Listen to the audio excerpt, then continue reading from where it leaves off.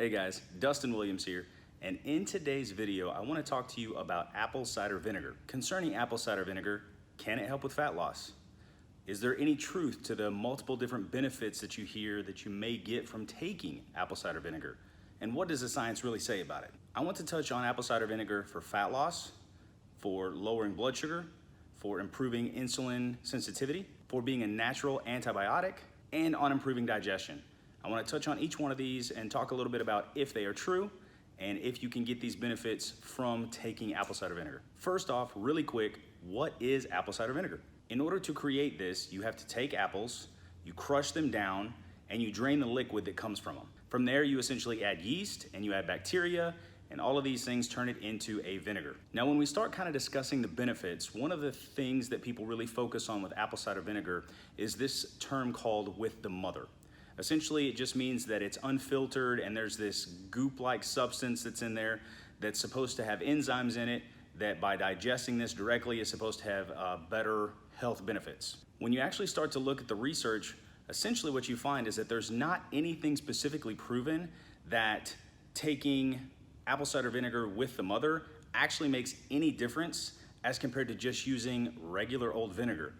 Most of the research is actually pointing to that vinegar and just the acetic acid, one of the main ingredients that's in vinegar, is where the majority of the benefits are coming from, not necessarily from apple cider vinegar and not from apple cider vinegar with the mother. Now, that doesn't necessarily mean that you don't get benefits from it.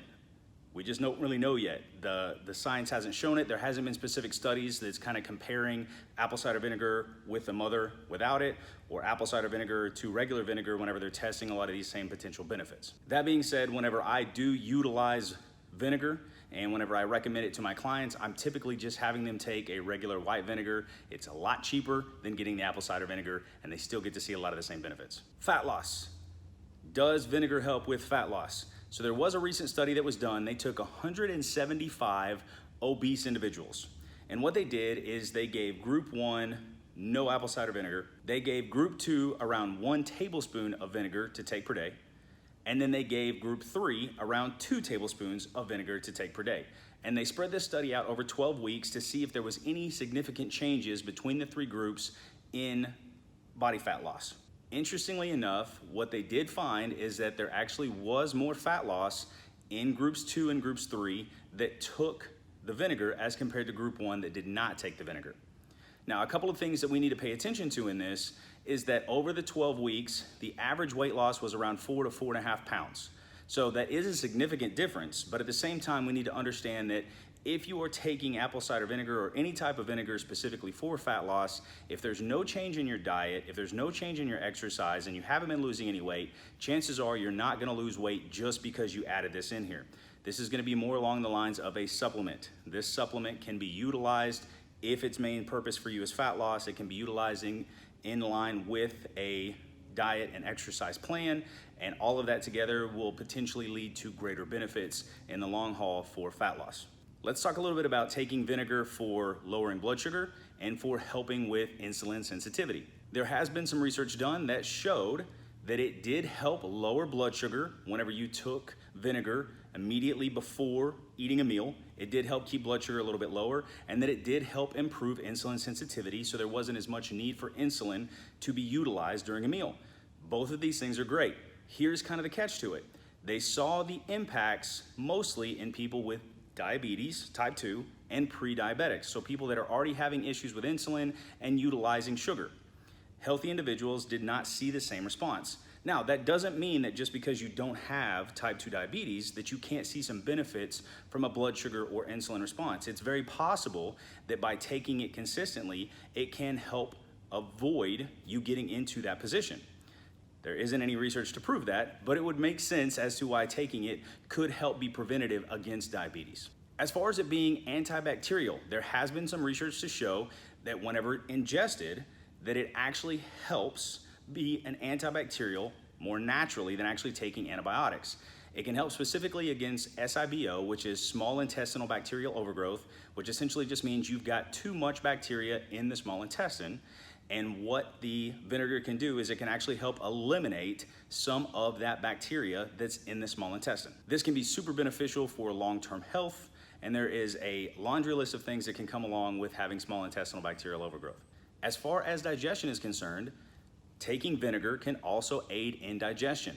If you have watched any of my other videos, I've talked specifically about the amount of stomach acid and the level of acidity that's in your stomach in order to digest food, to absorb nutrients. We need to make sure that we have adequate amounts of stomach acid and that our stomach acid is acidic enough to break down the foods that we eat.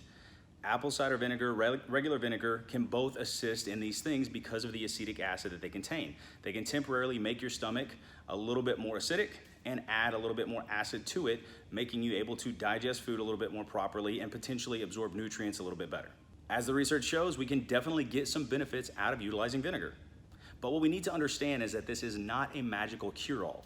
It's not that you're gonna take this and all of a sudden you're going to eliminate diabetes. You're not just gonna take this and all of a sudden you're gonna lose massive amounts of body weight. There are benefits to it, but again, it is a supplement. It still needs to supplement a proper diet and exercise program. Now, if you do choose to utilize vinegar, here are my recommendations. I would take anywhere between 1 and 2 tablespoons per day. It's going to differ depending upon the individual. Some people can handle a little bit more, some people need to take a little bit less. It depends on how you react to it. But typical recommendation based on the studies that are done, somewhere between 1 and 2 tablespoons per day seems to be a good amount to get the benefits that you're looking for. As far as timing, you should see benefits regardless of when you choose to take it. If you want to take it in the morning, if you want to take it before a meal, if you want to take it after a meal, if you want to take it immediately before you go to bed, you should still see benefits regardless of the timing. Now, based on some of the research, what I would recommend is I would probably try to take it, if you can handle it, immediately before a meal. And I would probably try to take the dose that you're getting in a day and try to spread it out over 2 times, maybe even 3 times.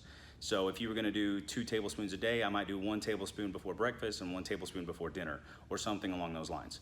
But understand that you don't have to take it immediately before a meal, that just getting it in general is still gonna help you see some potential benefits. As always, if you enjoyed this video, I would appreciate it if you would smash that like button, and also don't forget to hit that subscribe button and the notification bell so that you get notified each time I post a new video.